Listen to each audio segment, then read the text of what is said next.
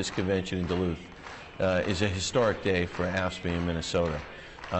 Today, as a result of our activity and the action of our members throughout the state, the activists they are, the involvement in their communities that they have, all the gubernatorial candidates on the Democratic side came to this to meet with us. We had the first televised forum of the election season. Our members felt empowered. Our members felt like they mattered, their opinions mattered, and I think we're going to see more volunteers, more activism than ever before. We're going to pound the pavement, make phone calls. First thing we're doing is educating our members so that we have them interested and active enough to go to precinct caucuses, participate in the process so we can get a friend selected as a DFL nomination.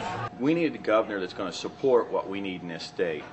Fair taxes. We need fair taxation so we can afford to do the things we need, the services that we provide and the state's in desperate needs of and that we've cut back on. The state of Minnesota is in a world of hurt and we need to get people back to work. The unemployment rate is just ridiculous and we need to make sure that working families are a priority for that governor.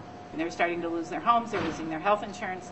We've had layoffs at our agency and people are hurting. So we need a governor who can come in and help the state of Minnesota come back. And what we do as state employees is we help all these people. That's our job as state employees, is to help the people that are hurting.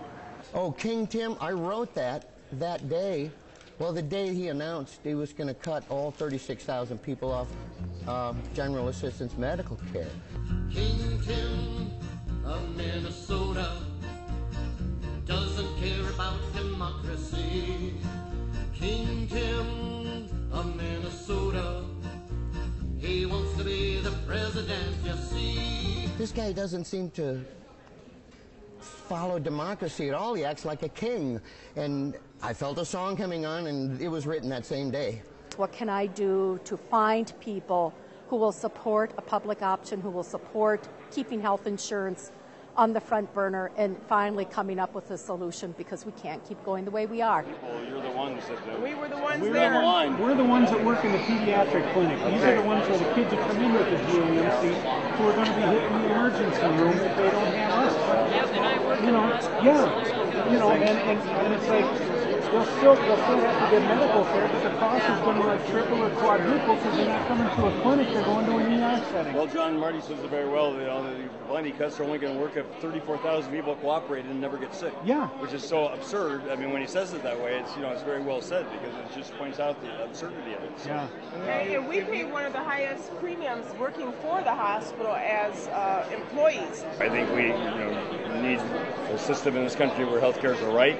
The day you're born, the day you die, and people don't have to worry about what job they have or whether they have a job to be able to afford health care. You have health care because you need health care. And we've seen a lot of our retirees from the hospital have to come back to the hospital to work just so they can afford their insurance. Yeah. And that doesn't make sense. I don't want to become a retiree and have to go back to work just so I can pay for my health insurance. We've done a lot of rallying with the legislators, talked to city council members. We're still doing lots of campaign action planning around that to support the hospital and getting money for our patients. Well, with Hennepin County, we're in the fight of our lives just to maintain the health insurance that we have. We welcome everybody, regardless what your financial situation is. But it's good to help folks. It's good to be at this hospital. Like I said, we get a variety of folks, and they're in need. But we're losing a lot of money right now, so with the governor's plan and whatnot. So it's kind of scary what's going to happen. We're going to put ourselves in a position like the rest of the Western world that's civilized and has health care for all. We're not going to be 30th in the world anymore. We want to be first. We have a tremendous challenge in front of us to set a new direction for the state and to get a governor who cares about public services, the quality of life of Minnesotans, and who wants to invest his or her time and energy in investing in Minnesota. We need a governor who's going to raise revenue fairly, who's going to raise taxes fairly on those who have the ability to pay, so we can invest in education, health care, local government aid, and the things that make our state and our cities great. Our union will continue to walk the same path. We'll continue to carry the same fights that you're carrying. We have the same end game, and that is to change the way the political process in Minnesota works. It has not worked. We really all pulled together, not only for our members, but for the people of Minnesota, for the greater quality of life in Minnesota. This not only is an election for a budget, this is a redistricting year.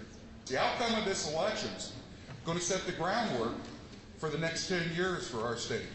I'd rather see our children, grandchildren, and those who are coming forward have a higher quality of life rather than ending up a cold Louisiana.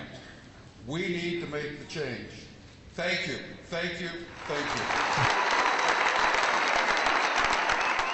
This is a fantastic convention, our best yet.